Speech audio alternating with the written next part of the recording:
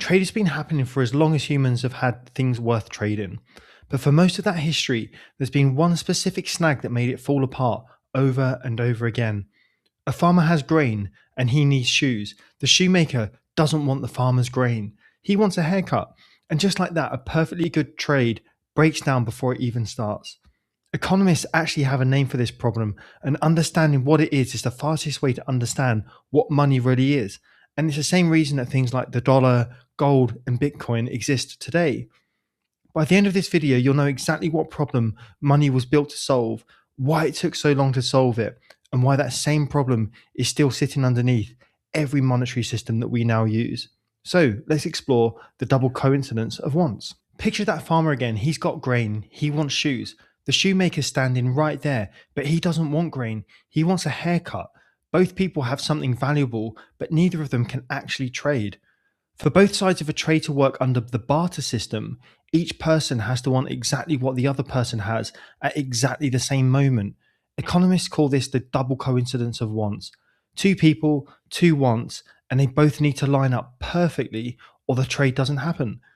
This wasn't a rare occasional hiccup. Across an entire village, an entire region, it meant that huge amounts of useful trade simply never happened.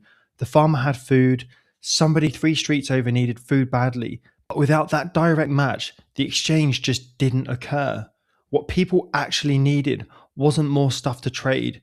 They needed something everyone would accept, regardless of what they personally wanted on that day. So that's exactly what emerged. Something everyone agreed held value, something that didn't spoil, could be split into smaller pieces, and was easy enough to carry around. Salt worked this way in parts of the ancient world. So did cattle. So did shells. Eventually, metal coins took over almost everywhere because they checked every one of those boxes at once. Here's the part that people usually miss though. That something didn't need to be wanted for its own sake. Nobody needed a coin to eat or to wear, it just needed to be trusted.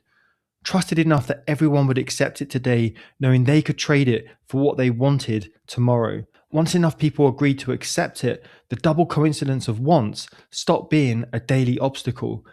That original problem never actually went away. It just got hidden beneath currency, banks, and now digital systems. Every time you tap a card, send a payment, you're using a modern stand-in for the exact same fix that salt and shells provided 1,000 years ago.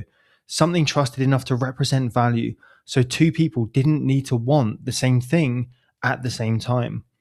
Currencies, gold, Bitcoin, and today's digital monies are at their core new attempts at solving that same original problem, trade and exchange, just using different tools than salt or coins.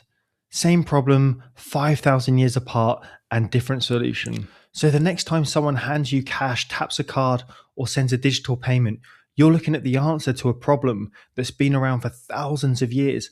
Money isn't a government invention or a banking decision at its core. It's a practical fix for a problem that made trade nearly impossible. And once you see money this way, it becomes a lot easier to understand why the details of how money gets created and controlled actually matter. If this helped you, subscribe for more weekly deep dives and check out my other video linked to here where I break down the Cantillon effect and what actually happens when someone gets to control the creation of that shared system of value and where you sit as a recipient of that new money creation. Thank you for watching, and I'll see you on the next one.